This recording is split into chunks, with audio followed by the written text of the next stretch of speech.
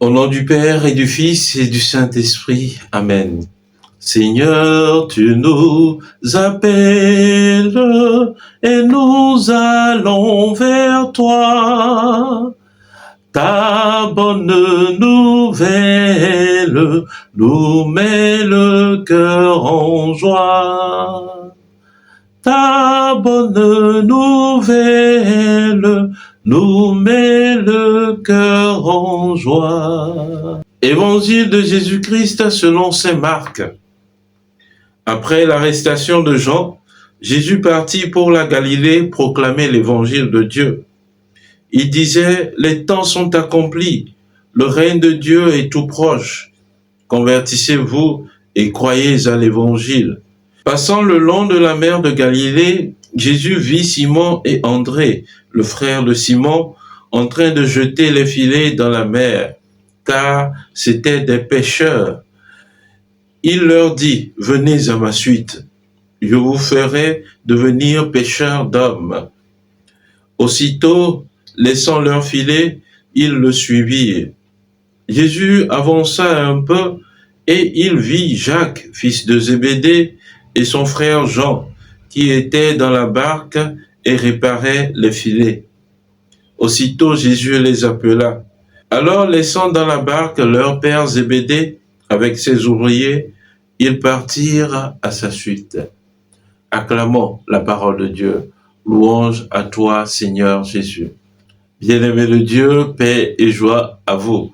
Ensemble, hier, nous célébrions la fête du baptême du Seigneur.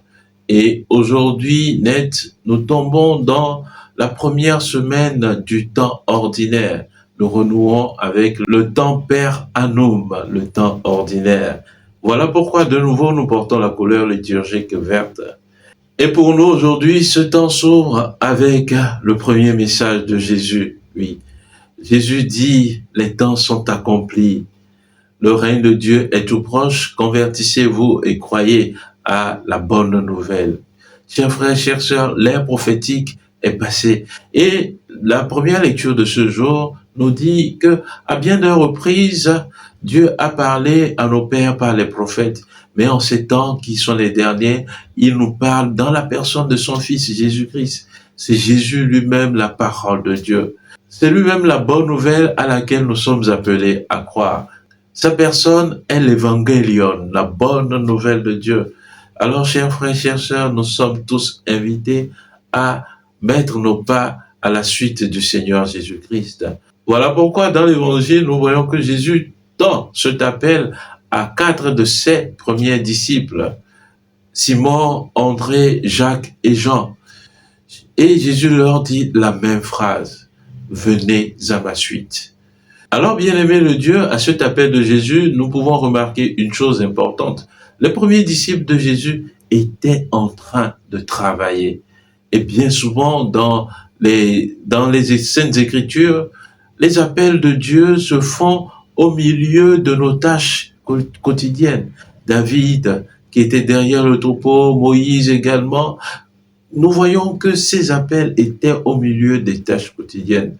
Aujourd'hui, où nous débutons cette semaine de travail, il nous est important de reconnaître l'appel de Dieu au milieu de nos tâches.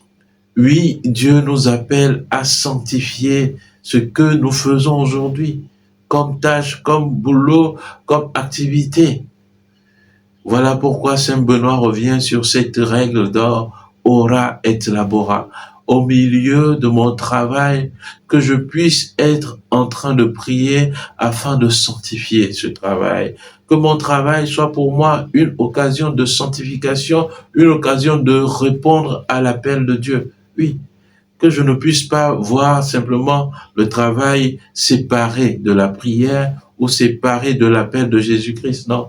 Mais que je puisse voir et le travail et l'appel de Jésus-Christ marcher ensemble pour l'épanouissement de mon être et pour la plus grande gloire de Dieu.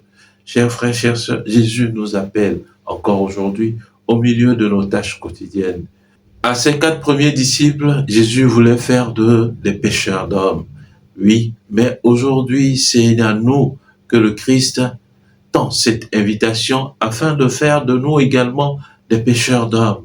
Ouvrons largement notre cœur pour répondre favorablement à son appel et laisser derrière nous les filets pour aller à sa suite gagner beaucoup d'âmes pour la plus grande gloire de Dieu. Le deuxième enseignement que nous pouvons tirer de cet évangile est là inscrit tout au début de l'évangile. Nous voyons que Jésus a commencé son ministère en Galilée, ce territoire où l'on pensait qu'il n'y avait rien de bon, la Galilée des nations, dans ce brouhaha. Tout comme nous le dit le livre de la Genèse, la terre était informe, il n'y avait qu'un grand désordre. Mais lorsque Dieu commença son œuvre de création, Dieu qui a travaillé, qui a sanctifié cette œuvre de création, alors tout a changé, le monde est entré dans un bel ordre. Alors le Seigneur Jésus, pareillement, commence son ministère dans un désordre, dans un chaos, et dans cette ville de Galilée.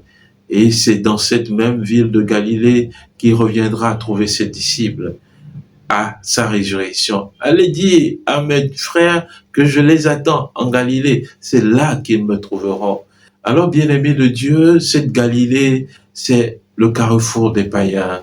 Cette Galilée, c'est ce lieu où les hommes sont abandonnés. Cette Galilée, c'est le lieu où les hommes sont exclus de la société. Et aujourd'hui, nous avons plusieurs couches au milieu de nos sociétés. Des hommes abandonnés, stigmatisés, nous en avons plusieurs. Puisse notre regard se tourner vers eux, car c'est là que nous rencontrerons le Seigneur. C'est là que le Seigneur nous invite à aller chercher les âmes. C'est là véritablement que Dieu nous invite à apporter son message de paix. Saurions-nous véritablement répondre à l'appel du Seigneur? Venez à ma suite et allons ensemble pêcher les hommes. Prions le Seigneur. Aux appels de ton peuple en prière, réponds Seigneur en ta tendresse. Donne à chacun la claire vision de ce qu'il doit faire et la force de l'accomplir.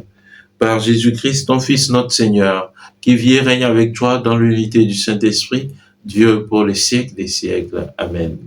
Et que Dieu Tout-Puissant vous bénisse, le Père et le Fils et le Saint-Esprit. Amen. Excellente semaine de prière et de travail, et que les bontés de Dieu vous accompagnent. Amen.